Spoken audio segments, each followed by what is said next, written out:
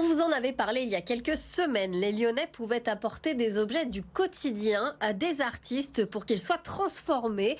C'est maintenant l'heure de l'exposition. Jusqu'au 30 avril, ces objets customisés sont présentés à l'ancien siège de la Caisse d'épargne. Ça se trouve à la Part-Dieu. Leur propriétaire les revoit pour la première fois sous un nouveau jour. Amélie Duchamp. Il a bien changé. Début février, Virginie déposait cet éléphant rapporté de Bali il y a 30 ans. Un objet à forte valeur sentimentale qui a changé radicalement. Je suis hyper surprise. Je trouve que c'est marrant, ça lui donne plus de vie et de mouvement.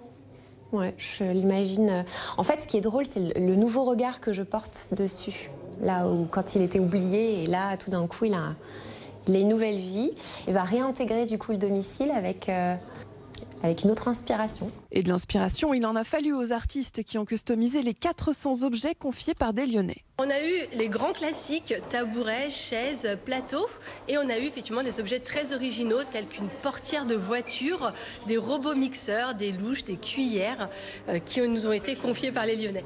On a 12 espaces totalement différents les uns des autres.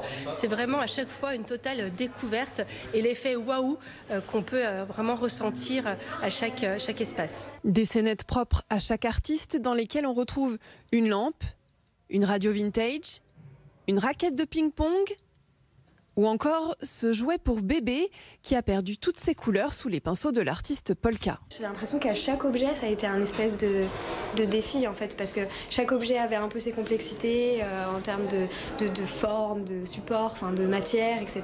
Et je trouvais que c'était un peu un défi à chaque fois et c'était pas la première fois que je customisais de l'objet. Mais là, c'était en masse, il y en avait beaucoup et puis c'était aussi à intégrer dans un espace. Ça a été un vrai défi, mais qui était intéressant à relever, quoi.